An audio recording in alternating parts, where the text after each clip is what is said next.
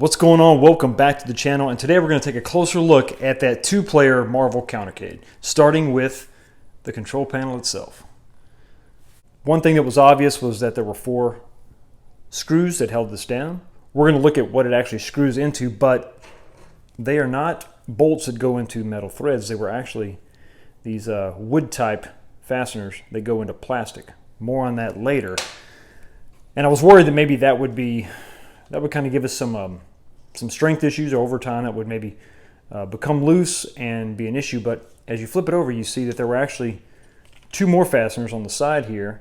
And these are more of your traditional Arcade1up screws that go into an actual thread.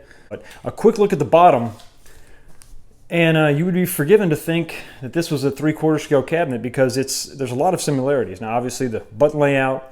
Unfortunately, we've got the square gates, no octagonal gates.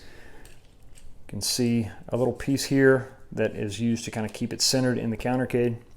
And then take a look at this encoder board.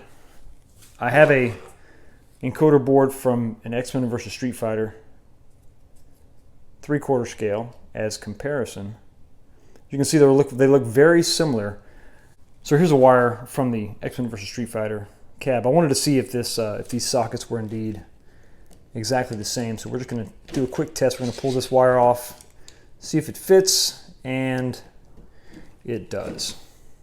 So looks like it's going to be the exact same encoder board. So if you, for whatever reason, wanted to take this control board and plug it into a 3/4 scale 3rd gen or higher cabinet, you can do it.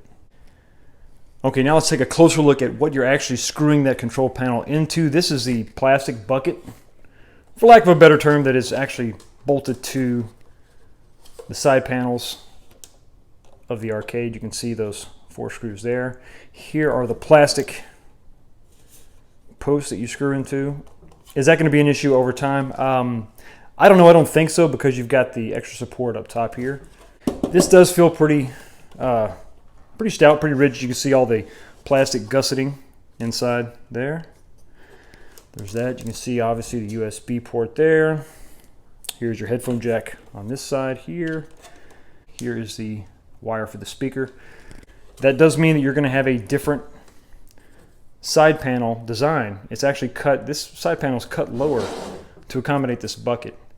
All right, another major change to this design is going to be the location of the speaker, and it's placed in a down firing position with about 2 inches of headroom here, distance between the magnet and the bottom of this panel. So what that means is you're going to be able to swap out this speaker with another speaker, maybe even go as large as a 6.5, and maybe even like a 3-way. So you can have good mids, good highs, and of course a lot more bass. I think I would definitely drill more holes, or maybe even hole saw this entire section out for that bigger speaker, and then cover it with some kind of a speaker mesh.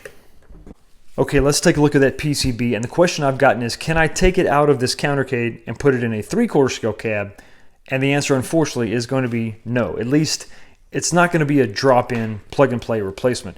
While the connector for the control panel is going to be the same with the 3rd generation and legacy cabs, the connector for the monitor is not.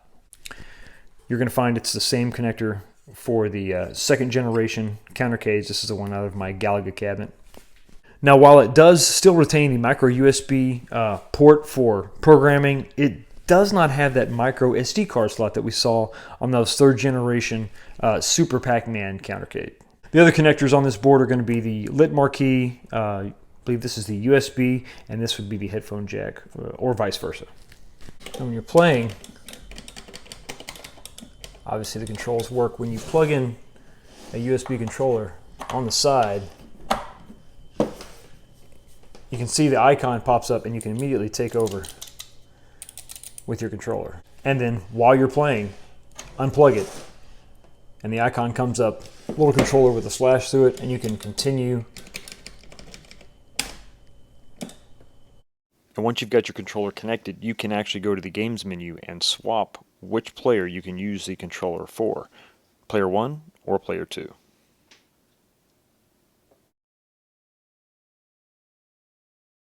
Okay, so there you have it, a closer look at this two-player Countercade. Let me know down in the comment section if there's a question that you had that I did not answer with this video, and I will try to answer those specifically so that everyone knows exactly what they're getting into before they spend over $200 on this Countercade. I'll see you next time.